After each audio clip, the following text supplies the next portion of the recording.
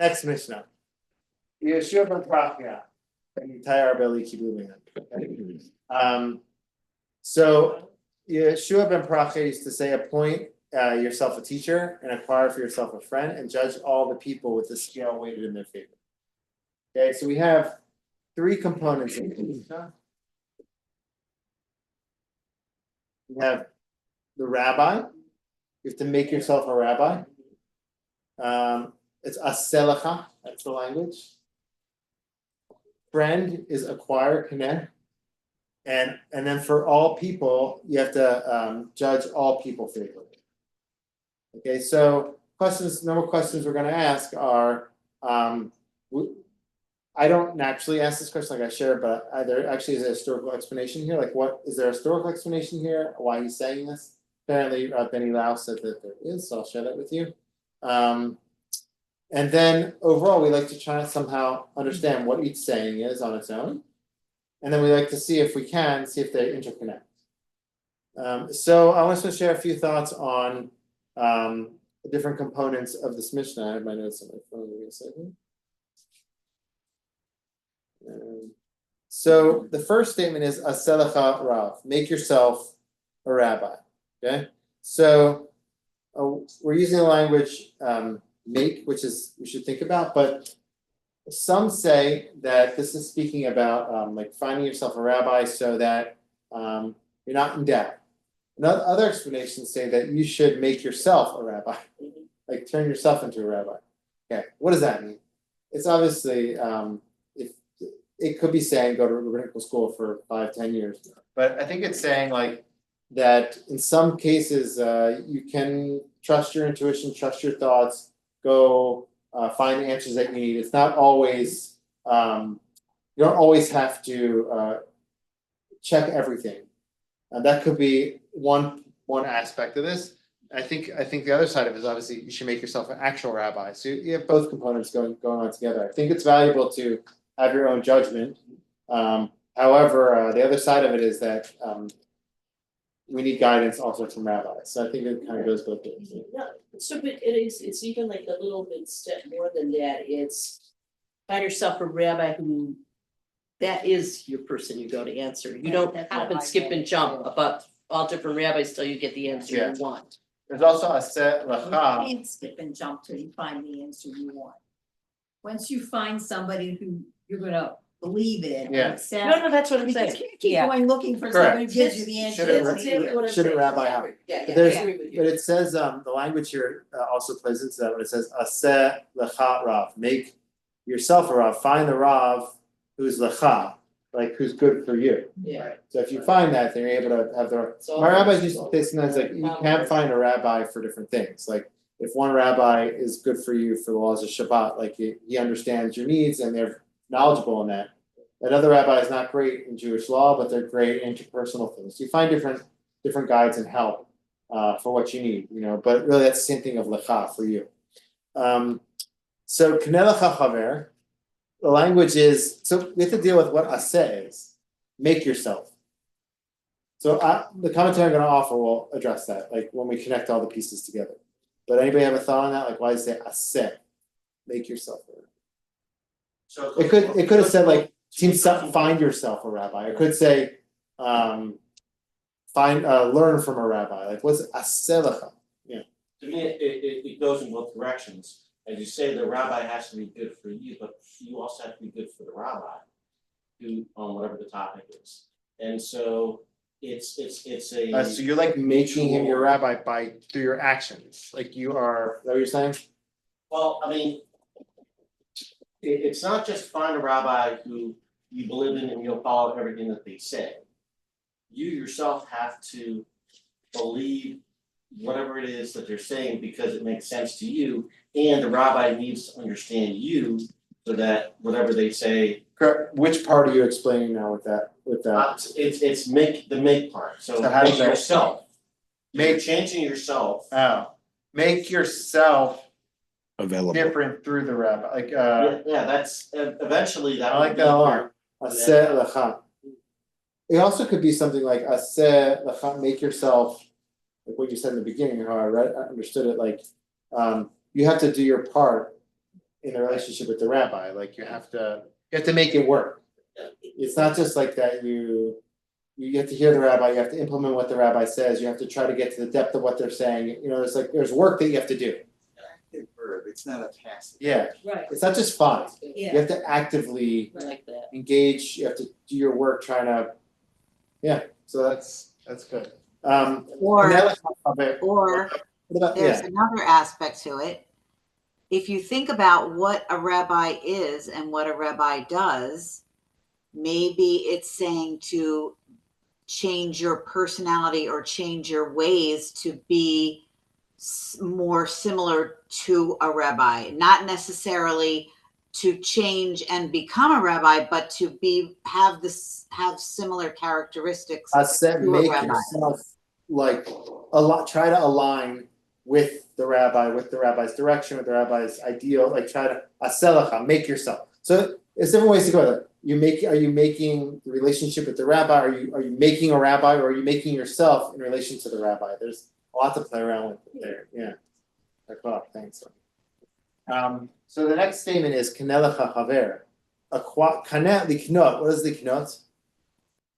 If you're going to liknot something in the makola, what is it? To buy. You're going to go buy or purchase. Yeah, well, So that's language- acquire, Acquire. yeah, But literally, if you're going to the store, Buy. you're gonna go buy something. Yeah. You know, let's liknot avatia.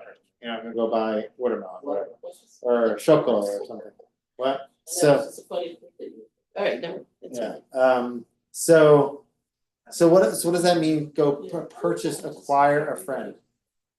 Well, that's different. Maybe there's They're too many purchased in a there. friend, or you'll just acquire a friend. Yeah, so what do you mean? Like, You choose something. You choose yeah, it. right, you Like I can. choose what shampoo I'm gonna use. You choose a rabbi, Absolutely. Yeah, but I think there's a building of a reliance and a trusting relationship as a mentor and a teacher that's different than just acquiring a friend or a buddy. yeah, these are really like different types of relationships, like you have. So in yeshiva, they used to say like, find somebody you can learn from, find somebody you can learn with, and find somebody you can teach. And so that connects the pieces here too, like find a rabbi, find a study partner, and then find all the other people that you could judge favorably and help them and guide them, yeah. Can they, like, to me, it smacks of like currency, like money, So when you buy something. what do you do with that? I don't really understand, that's sort of an odd choice, like, do you think of you're buying a friend? So that's the thing, so first, yeah. I feel that's not within. How I read it simply is like, not simply, but like how I understand it is that like, you really have to put in the effort with a friendship, with a spousal relationship, like you have to invest in a relationship. Like there's these books, like the 5 love languages, that type of thing, you have to figure out what people's love language is and try to fill their tank based on the way that the language that they speak. So it's like you have to learn about the individual, you have to figure out what their needs are, and you have to figure out how you can fill those needs. So it's kind of like investing and perhaps like acquiring a friend in terms of the money you're, like the currency you're putting out, which is your time, your energy. You have to actively like invest in it. I think it's a little bit different than making yourself a rabbi. The way I'm gonna explain it, which I explained in the book, I think that making yourself a rabbi is a little bit one-sided. Like the rabbi's not supposed to like follow you like, why didn't you call me yesterday? No. If you can call the rabbi when you want, you can reach, it's like you make yourself the rabbi. You have control over that. Like you call the rabbi, and the rabbi has to have some boundaries or whatever, but like you make that relationship. There's not like so much of a give and take. It's like really like you're taking, obviously you have to give honor to the rabbi and everything, but like it's like I'll say you're making it. When it comes to a friend, how I understood it is like when you go you're like molding the rabbi, you're making it. But when it comes to a friendship, it's like you have to live with that friend, and nobody wants to live with somebody who's consistently molding them and making them into something else, what they want. So I view that as when it's talking about purchase yourself a friend. I think it's hinting to the fact it's like when you go to a store, you're not buying designer clothes, or you're not buying what's the word, like when you make your own Custom made. Custom made. Many times you're going and you're getting what's on the shelf. with that you have to make some sacrifices, you have to make some, you have to make, meet in the middle. And so I think that's what it's hinting to, like with a rabbi, you can make the rabbi, you have ability to like form that the way you want. With a friend, if you're in a long, for extending period of time, you're gonna be in a relationship, you can't act that way. You have to give them some more space, let them be who they are. And it's just like you would do with a product on the shelf. When you go purchase the product, it might not be exactly what you want, but it fits what you need and you kind of make do with it. So I think that could be a way to understand the different types of relationships. It's a little bit different than what I was saying with like purchasing before, which is like investing. Here it's like accepting that it's not always going to be exactly what you want. You're not always going to make it what you want. And that's part of like you making space for somebody who's with you, so that you both can like be yourselves in the relationship. That makes sense? Definitely. The last one, if you're going to connect all three, the last one that I explained in the book is judge everybody favorably. There, you give even more space. Like you're not necessarily like in a relationship with them like you're with the rabbi where you have demands. They may have demands of you. Everybody else who's not your friends or whatever, just try to be kind and accepting, and really you don't need to have so many demands from them. Just be good, favorable, and loving. But when it comes to your relationships with your friends, there's more demands. When it comes with the rabbi, you can actually like make that relationship how you want. So it's making, acquiring, which is like a give and take, and then everybody else judging favorably, making space for them, and not really having, you're not getting from this, you're not really having to take from, give. That's how I connect all three of them. Here's a little bit of historical background, which I don't know if it's really historical background, but he's basically, there's a story in the author of this Mishnah is Yeshua ben Prachia. And Yeshua ben Prachia, the Talmud brings a story in connection to him and in relation to Jesus. Now, I have a whole class on this if anyone's interested. I have it reported or whatever. We taught it. We did. Yeah. So You did. I did, yeah.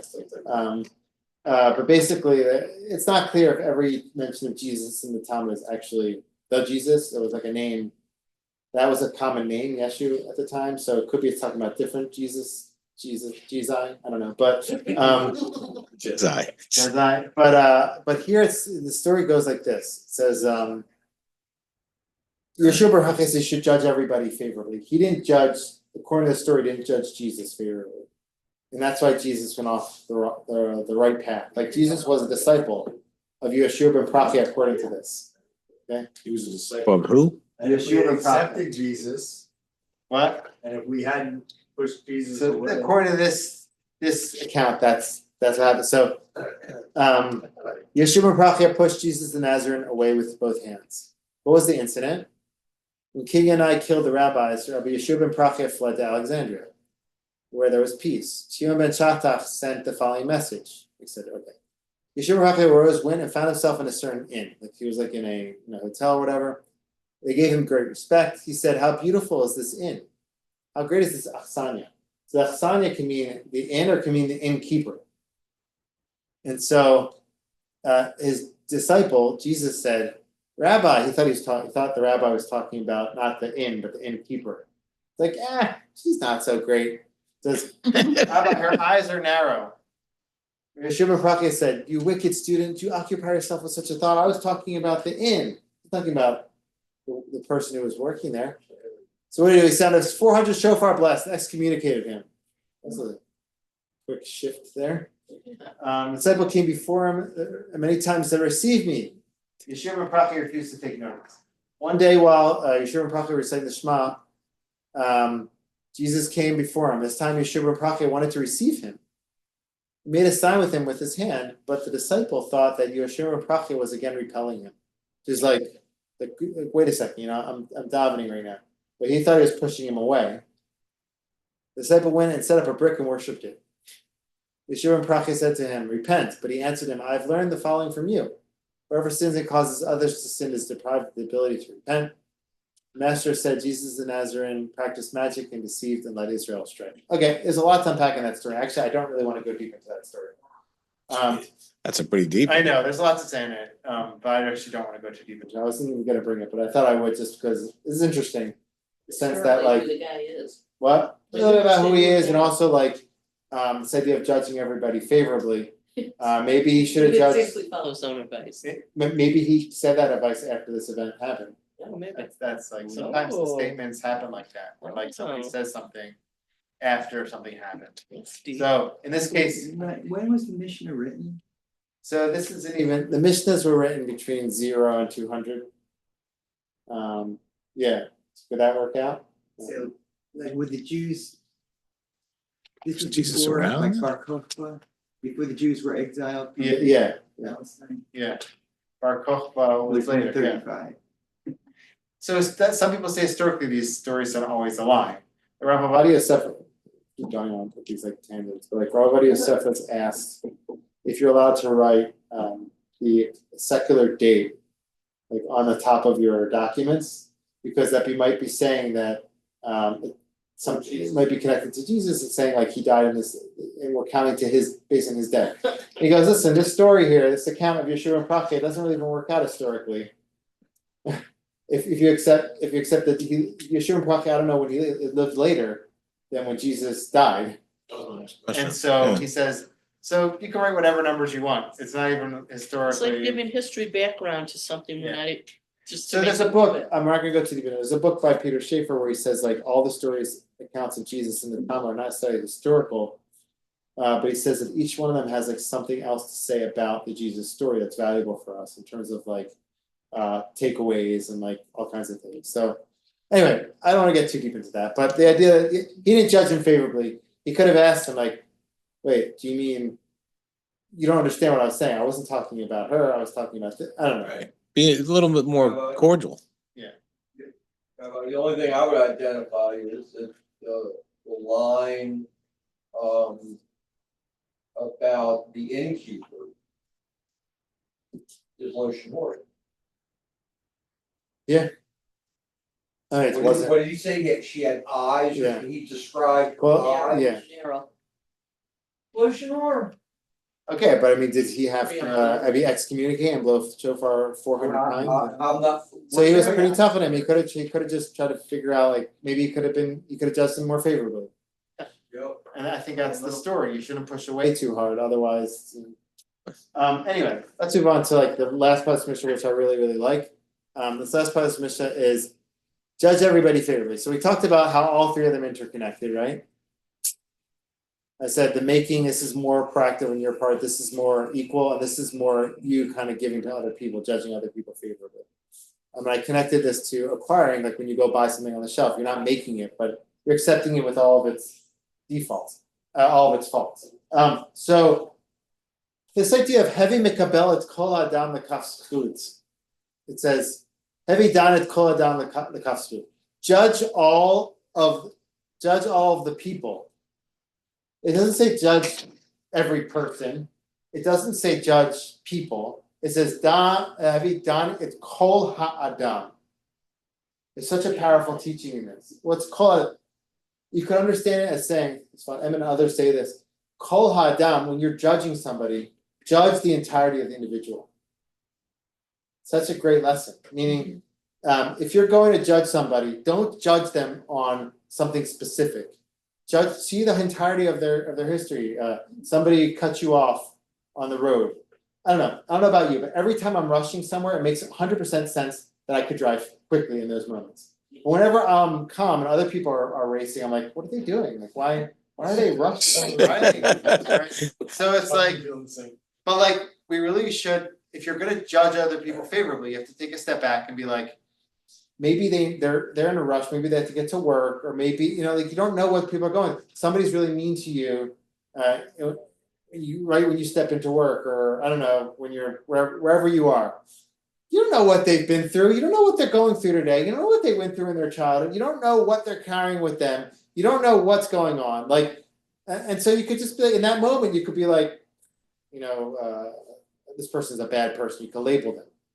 Or you could say, judge the entirety of the individual, the entirety of their experiences, the entirety of what they're going through, And that will enable you to judge them in a favorable way. Danit kol ha'adam, the whole individual, the wholeness of their life, their story, that will enable you to judge them favorably, yeah.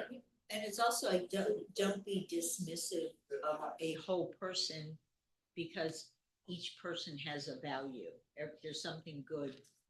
So how would you read that into this? Danit kol ha'adam? So- Judge every single person, Right. meaning, there's not a person who doesn't have value or importance or, yeah. Or I something. like that a lot, so judge everyone, that's why it says kol ha'adam, not just people, but every person has something valuable. Right. Yeah, that's really good, By the way, I think all three connected. yeah. Is that I think these are the different relationships we have with people in general. Okay. We're gonna have somebody who is gonna be the person that guides us, somebody who walks besides us. And then there's the others, and those others are the people that we need to not judge. So those are all the the type of three people we'll have in our lives. Is it kinda like that's kinda like what I'm saying, Emily, no? Yeah, it's just like, yeah, I guess so. Yeah. I'm saying like when you're in a friendship, there is some place for judgment in the sense that like it's a give and take, like you're allowed to bring up issues, you're in conversation and dialogue in some ways. But I think there shouldn't be judgment. No, I disagree. I think there shouldn't be judgment. I think you either respect the person or you don't respect the person. But you can dislike something about someone, but still like the person. You don't. Yeah, Like agree to disagree on that. Right. it's called But I try not to- ha'adam. Well, Maybe there's it's also the more Judge you- in real the more friendship, I you don't invest find in yourself- your relationship with somebody else, the more you're willing to maintain that relationship and look for something positive Right. and Yeah. look for a way to understand when something is not going well. Yeah, If you're not willing to Yeah. invest in your You're right. relationship Maybe with that's the somebody connection. else, That's yeah. as So- soon as something goes Sounds like backward, we can take it- you're like, Okay, so I'll oh, go wait with a that. Let me minute. take it a step I'll go further, with so I that. read a commentary that said, Sedach harav, make yourself a rabbi, it's not to say speaking about turning yourself into a rabbi or making the rabbi, it's saying like, make yourself into a leader. If you make yourself into a leader, then you will, through that, find yourself with friends, like if you're independent and you're striving to do positive things and guide people in the right way, you will find yourself acquiring many friends, and maybe we can connect all three of them, I haven't done it yet, but like, Yeah. like if you are like a leader, then you'll build your relationships, and then through that I don't know how they all interconnect, but No, I just like you either accept people or you. Well, in the 60s, there was like this poster kind of thing that said, there are people who will walk before you, and there will people who will be walking beside you. And there are people who are behind you, and your relationships with them are different. The person behind you is trying to lead you and draw you into something. The people who walk beside you, you're sharing and you're more on the same level. And then there are people who are coming behind you who want to learn from you and who want to basically be able to move up and understand what you already have and what you know. So that you have the people in front and the people who are so that's parallel this to you and the is- people who are behind you. That's very similar. Yes. It's the same idea. Yeah. Also, it's interesting, it's speaking about language is like ha'adam, which is like all of humanity, it's not necessarily Israel, which is interesting. We could play into what you were saying, Sherry, about like the Adam, we all come from Adam. We all have the divine image in us, so judge everybody favorably because we all have ha'adam, we're all from ha'adam, the Adam. Who's ha'adam? That Adam, the first one. That's Looked up creation. The Hebrew word for humanity, it's anashut, it said, which I'm not familiar with. Correct, I guess, but some of our texts, like when they speak about there's Bnei Noach, there's sons of Abraham, like we're all from Adam. Like so, Bnei Adam, like Bnei Adam is another translation to humanity is a translation to Bnei Adam. It doesn't say to dan es kol adam l'kasva. Ha'adam. Ha'adam. So that's why I was trying to say that could be That the it's the. Ha'adam is speaking about our judge everybody favorably because we all come from Ha'adam. The Adam, not. We all come from the same place. There's different ways to read it. You could say all of. Humanity. You could say all of Ha'adam, all of the humanity, that could be one way to read it. That seems to be the standard way of reading it. But you could also say we all come from Ha-Adam, the Adam, like the number in the Bible. How you doing at home? Any thing you're thinking about you'd like to share with us? I agree with Sandy. I think what she said was, you know, you've got you have your rabbi that you look to for inspiration and guidance. And so, and not just your rabbi, but you've got your people that you look to for inspiration, leaders in your community that you look to for inspiration, guidance. And then you've got your friends that are, you know, you look to for guidance and comfort, but they're people that are pretty much on the same level as you.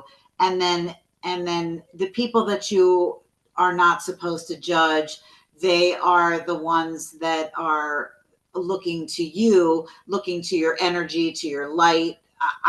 I think that a lot of it has to do with energy and positivity.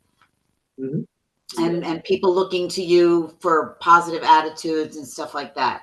But I agree with Sandy in the levels also. Well, we're all kind of saying that there's like the three. Yeah. But I like that she agreed with me. Yeah, that's good. Yeah. John. Could it be, when it says make yourself a rabbi, could it be more literal, maybe? And rabbi is a teacher? Yeah. So make yourself a That's teacher so you the can literal teach people? Make yourself into a rabbi. Like go get me. Right, but just, doesn't rabbi Sort of like, where is translate the to just comma? teacher? In the sentence. A selach harav. It could translate. The language of Rav is not uncommon as referring to a rabbi. I don't know if it's like a title. You're right. It's like a teacher. It could be interpreted that way for sure. But I think in the end, this is beautiful, and it's a nice change from the one before it. Yeah, but So which one? no, but we should open our homes, but okay. We appreciate This one better. is really beautiful, just in thought, and no matter how much what part of your brain grasps it in which way, the whole idea of keeping these three things in mind it's really good blueprint like stuff. I mean, there's a lot to think about with the asek, ne, and don. There's still what to do with that. I offer one direction to go with that. I think it's about getting better and human connection, you know? Yeah, there it Be says positive, teacher. right? Because there's all this aspects in life, it isn't just straight, it isn't black and white, it's there are different ways we have our relationships and how we gain and how they become created. This is I mean, there's one more thing I'll read you from my bio. Barrel Wine has a nice explanation to judging favorably. Give me like 5 more minutes because Sure. This is also a good message for Yom Kippur. We talk a lot about asking forgiveness from God. That's the central piece of Yom Kippur. And then there's asking for forgiveness from other people that you've done wrong to. But there is also forgiving. And there's 2 types of forgiving. There's forgiving when someone says they're sorry. You're obligated to be forgiving when they do that. There's also like unilateral, like premeditated forgiveness, which is like you can offer people forgiveness in your heart, even if they didn't say they're sorry. And that's really this idea of seeing things favorably. We're not necessarily obligated to do that, but there's a lot of texts which encourage that. There's a text that I'm going to speak about this actually in Yom Kippur, but that's why it's like fresh in my head. But there's a text that we read before we go to bed. It says, "I forgive everybody that might have harmed me. Anybody who did any damage to me, I forgive them. They didn't come and say sorry to me." So this is the idea, like forgiveness, judging people favorably. It's a value in Judaism. You're not supposed to hate people in your heart.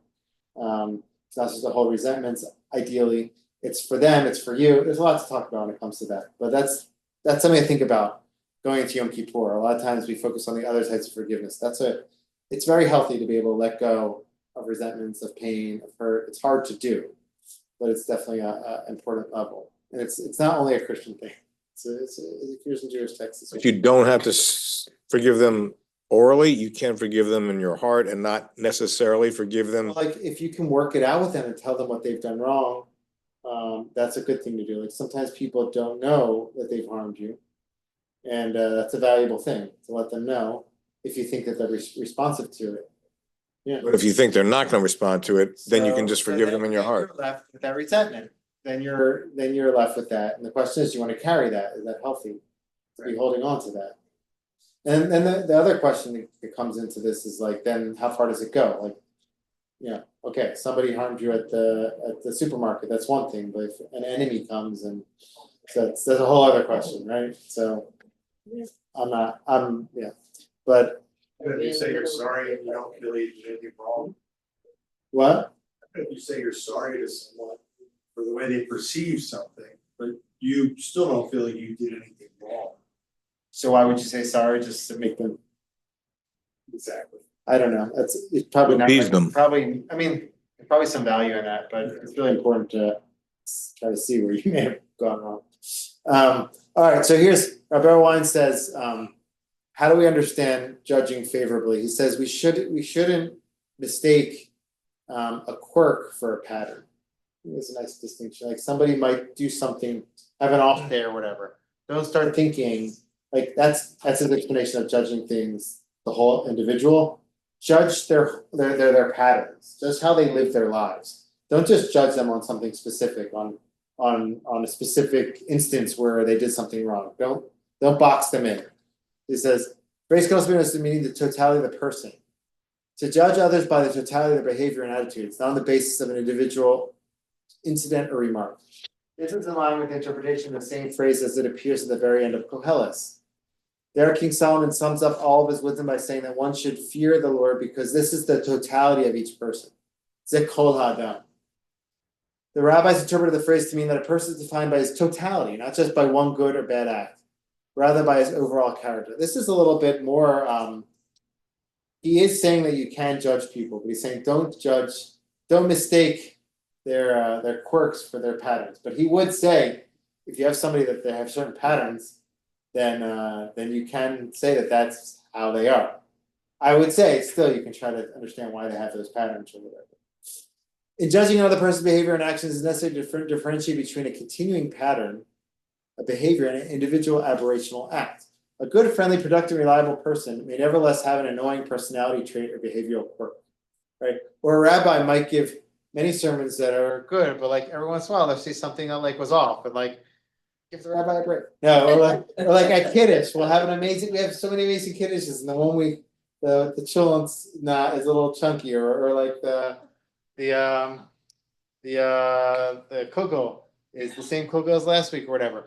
So no, that doesn't happen. But like, meaning sometimes we pick up on certain things, but we have to judge things like overall, like what's the entirety here, and don't get caught up in the moment. Really, it's also true for life. Like you might be having a bad moment. It doesn't mean that moment's gonna last forever. Take a break and just know. So view things overall in their entirety. People get caught. Every election season, it's like, this is the most important election of our lives. Wait, you just said that 4 years ago. I don't know. And this is the next One, Every single one, I guess, is the most important. I don't know, but like this idea, like in the moment, everything seems like a certain thing, but you have to see things in a broader perspective. That's kind of what he's saying. By judging the whole person, we are able to salvage the relationship and perhaps eventually correct the disturbing trait or habit as well. By dwelling on the fault, we doom the relationship. This is true, and it's the same thing like with friends or spousal connections. Like everybody has their friends or certain things that like annoy them or like they're struggling with in a friendship or whatever. That doesn't mean that that's the whole person. That could really be bothering you. And this day they could be doing it a lot. But it doesn't mean that that's who they are. Don't get caught up and latch onto that one thing. That's the entirety of it. See all the blessings you have in that connection and make them color how you view the connection. Don't get caught up in those specific quirks or those specific things that trigger you. It is true in employer-employee situations, teacher-student. Most importantly, certainly in marriage and family relationships. Many times, if one is able to judge the whole person or the whole relationship, and not just focus on one disturbing feature, a solid relationship of empathy and help can be created. So that's the idea of judging the whole individual, judging them in their entirety. Don't get caught up in like specific instances or specific quirks that bother you. Those are gonna be there, that's just natural, it's not gonna be perfect, but the entirety of it is good. I would say the same thing for Jewish tradition. There's a lot of things in Jewish tradition that some of them I admit can be outdated. Right, so whenever we teach it, sometimes when we teach about them, some people are like, Rabbi, come on, this isn't.